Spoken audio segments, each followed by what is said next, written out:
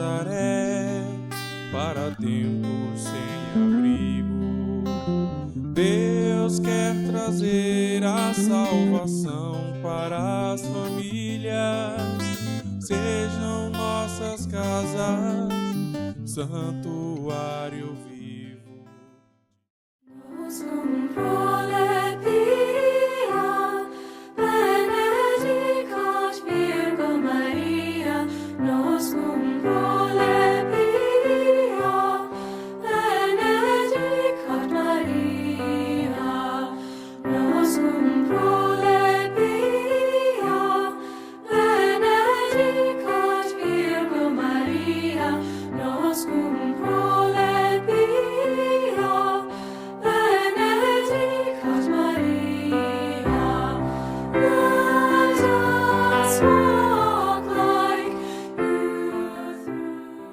Boa noite, nós com prolepia. Benedicat Virgo Maria.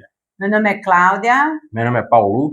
Pertencemos à Liga de Famílias desde 2009, 17 anos de caminhada em Schanstatt. Fomos convidados para, de nosso santuário lar dos servos fiéis, dar continuidade às explanações sobre as palestras proferidas pelo Padre Kentenich na coletânea Às Segundas-feiras ao Anoitecer, dialogando com famílias. Hoje falaremos da palestra Uma Confissão em Deus, condutor da história do mundo, escrita em 23 de janeiro de 1961. Em nome do Pai, do Filho e do Espírito Santo. Amém. Espírito Santo, Tu és a alma da minha alma. Cheio de humildade, te adoro. Ilumina-me, fortifica-me, guia-me e consola-me. Revela-me tanto quanto isso ao plano do Eterno Pai corresponde. Revela-me os teus desejos. Faz-me entender o que o amor eterno de mim deseja. Faz-me entender o que devo fazer. Faz-me entender o que devo sofrer. Faz-me entender o que em silêncio, com modéstia e reflexão, devo aceitar, carregar e suportar. Sim, Espírito Santo. Faz-me entender a tua vontade e a vontade do Pai, pois a minha vida inteira não quer ser senão um contínuo e perpétuo sim aos desejos e ao querer do Pai eterno. Amém. Nesta palestra, o Padre Kentenich aborda dois temas. O primeiro é uma confissão em Deus como condutor da história do mundo, e o outro é a vida conjugal como um caminho de santidade. Naquela época, o poder mundial ele estava polarizado entre os Estados Unidos, de um lado, e a Rússia com a União Soviética do outro, num período pós-Segunda Guerra Mundial, mas ele não quis abordar o tema político disso, mas sim do ponto sobre a questão religiosa. Ele ressaltou que o presidente americano recém-eleito, Kennedy, fez o sinal da cruz durante as orações das diversas comunidades religiosas que participou. E ressaltou também que, na parte final do seu discurso, ele destacou que todas as ações dos homens podem ser boas e certas. Todavia, no fim das contas, é Deus que faz a parte decisiva. Mas que isso não quer dizer que devemos permanecer passivos, de braços cruzados, esperando que tudo Deus faça, mas sim que precisávamos trabalhar e fazer a nossa parte. Ou seja, as palavras do presidente Kennedy estavam muito alinhadas com o pensamento do padre Kentenich, no nada sem nós, nada sem vós. E o padre Kentenich disse que estas palavras do presidente retratavam uma confissão em Cristo e uma confissão em Deus, admitindo como condutor do destino da história do mundo.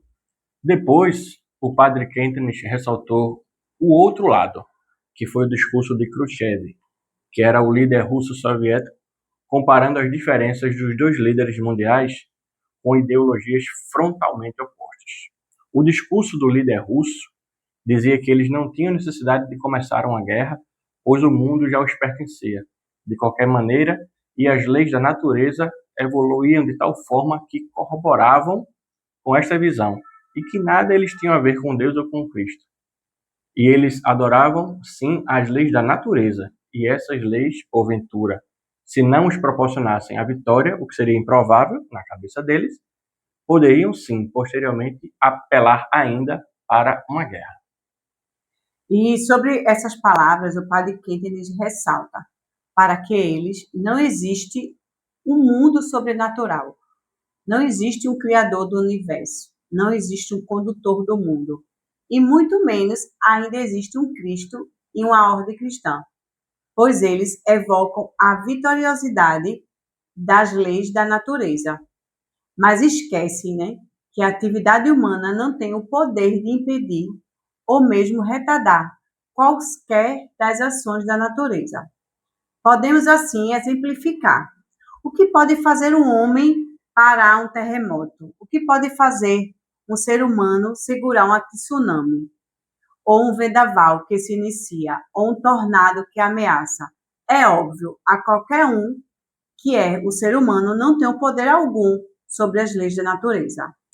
E assim, o padre Kentenich faz a comparação dos dois lados, onde, de um, temos a fé na vitoriosidade das leis humanas, naturais, e do outro, a fé na vitoriosidade de Deus e de Cristo, nos eventos da história do mundo, e assim faz a seguinte provocação: é oportuno analisarmos em que lado nós estamos, e ele mesmo segue em resposta: obviamente estamos do lado de Deus.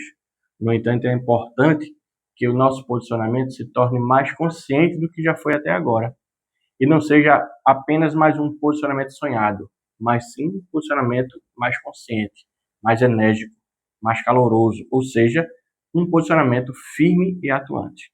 Então, para ilustrar melhor esse paradoxo entre a vitoriosidade divina e da natureza, o padre Kentenich faz os casais pensarem na situação. Imaginem Jesus acabando de revelar aos discípulos um dos grandes mistérios, dizendo que iria dar sua carne e seu sangue como alimento e bebida a toda a humanidade. Realmente, isso vai de encontro a toda e qualquer lei da natureza. E por isso muita gente abandonou Cristo nesse momento, pois era uma coisa realmente incompreensível. Pois crer em algo tão grandioso assim não era coisa para qualquer um. Como deve ter sido difícil para eles compreenderem o que Jesus queria dizer com isso, não é verdade? Algo muito grandioso comparado com qualquer fenômeno da natureza. E é nesse momento de abandono de alguns para com Jesus, o que ele fez? O padre Kentenich contou que, ao invés de corrigir ou explicar-se de outra forma perante aqueles que queiram deixá-lo, em vez de implorar para ficar, ele dirigiu-se aos apóstolos e discípulos que ficaram e perguntou: e vocês, não querem vocês também ir embora?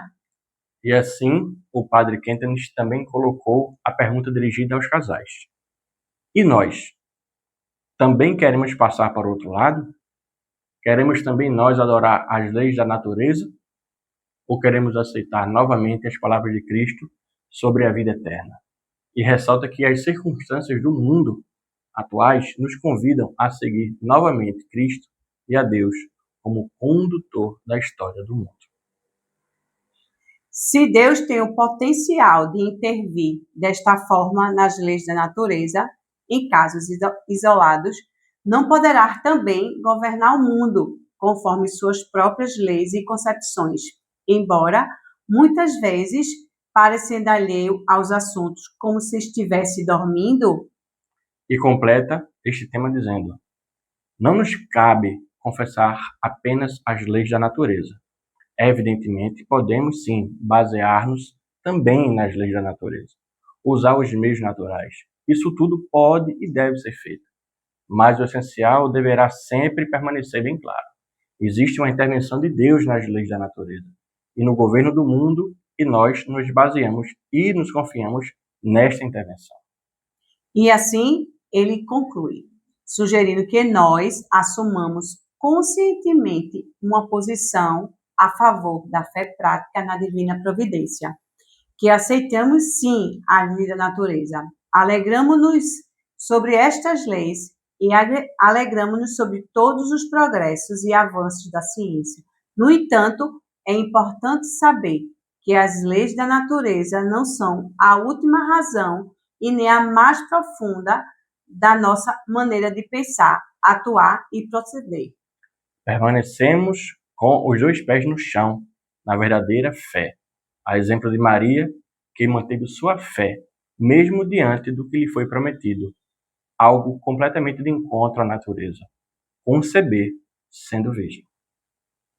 E com isso, ele finaliza a primeira parte, adentrando na segunda, que é o tema da vida conjugal como caminho de santidade. Nesta outra parte da palestra, ele inicia o tema lembrando de uma expressão que foi dita na presença do Papa Leão VIII, dizendo: sem dúvida, Ozanam foi um grande homem, pena que não conseguiu escapar da armadilha do casamento. Ozanam, ele foi o fundador das associações vicentinas. E aí o padre Kentenich comenta essa frase: ué, e pessoas casadas não podem tornar-se grandes? Não podem se tornar santos?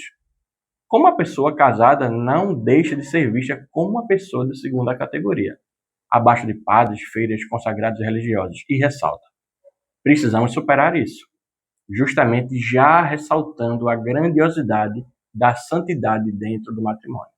E assim ele vem explicar os casais sobre a beleza dentro do ato conjugal e resume as perguntas sobre um tema só: como posso e como devo praticar o ato conjugal para realmente chegar à santidade dentro do matrimônio?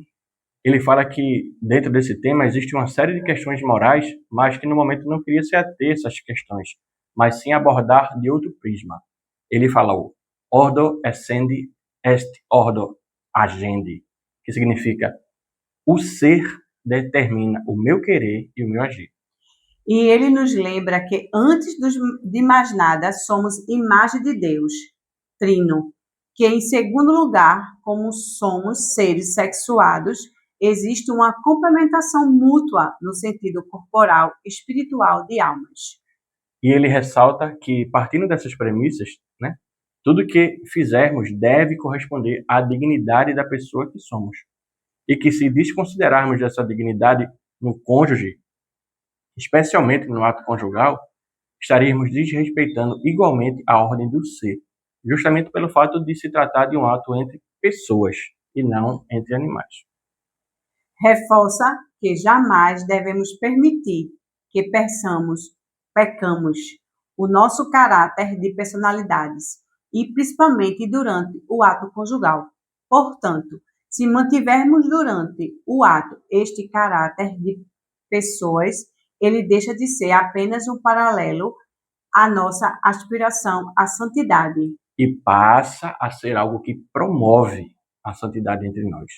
O padre Kentenich explicou sobre diversas modalidades de amor, ou seja, o amor sexual e corporal, que é a parte biológica, humana, de sentidos do ser humano, o amor erótico, que é o amor eros, com a paixão e o romantismo, também o amor espiritual, com o companheirismo e a conexão entre almas, e por fim o amor sobrenatural, que é o amor ágape, amor incondicional.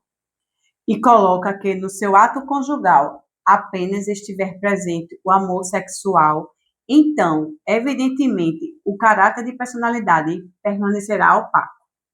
Deve-se estar presente de alguma forma também o amor eros, o amor espiritual e o amor sobrenatural. Ele lembra que precisamos ter a consciência no ato conjugal que o meu cônjuge é filho de Deus e também é membro de Cristo. Esta consciência nos ajuda a conservar também, no ato conjugal, o mútuo respeito e o respeito à Trindade. E com isso, ele responde às perguntas que surgem sobre o tema, como: será que eu tenho que me abster permanentemente do ato conjugal para chegar à santidade?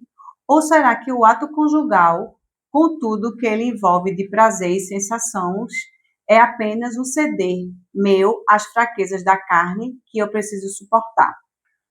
O padre nos diz: o importante é que tenhamos bem claro que tudo isso não é pecado. Pelo contrário, é um ato moralmente elevadíssimo e, portanto, é uma virtude. Mas é importante que os outros amores sejam agregados ao amor corporal. Todos eles devem estar, de uma forma ou de outra, presentes, a fim de que o ato represente, de fato, um ato de plenitude do ser que lhes é próprio. Lembrai-vos, teu cônjuge é filho de Deus e também é membro de Cristo. E com isso, concluímos a nossa explanação e vamos deixar um propósito durante esta semana, até a próxima segunda-feira, diante de decisões importantes ou dificuldades, rezar. Pai, eu confio na tua divina providência, farei a minha parte, mas entrego tudo em tuas mãos. E nesse momento vamos nos consagrar à nossa mãe. Ó minha Senhora, ó minha mãe, eu me ofereço toda a vós, e em prova da minha devoção para convosco, eu vos consagro nesta noite meus olhos, meus ouvidos, a minha boca e o meu coração, inteiramente todo o meu ser, e porque assim sou vossa, ó incomparável Mãe, guardai-me e defendei-me como coisa e propriedade vossa. Amém. Em nome do Pai, do Filho, do Espírito Santo. Amém. Amém. Boa noite. Boa noite. Tchau, tchau. Mãe, em nosso lar faz morada, criam terra santa de família, desdobra a tua ação agraciada.